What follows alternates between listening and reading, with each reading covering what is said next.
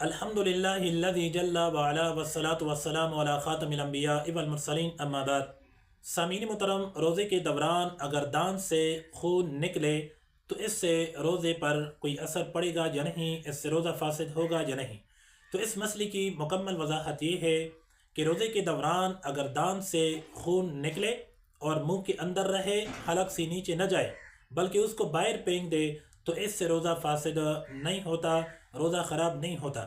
البتہ اگر دانت سے خون نکلے اور اس کو حلق سے نیچے اتار دے تو اس صورت میں دیکھیں گے کہ وہ خون لعاب کے تھوک پر غالب تھا یا اس کے برابر تھا۔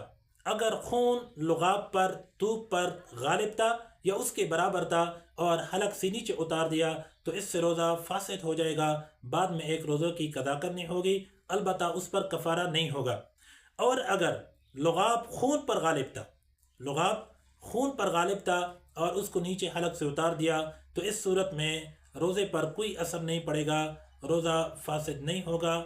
والسلام۔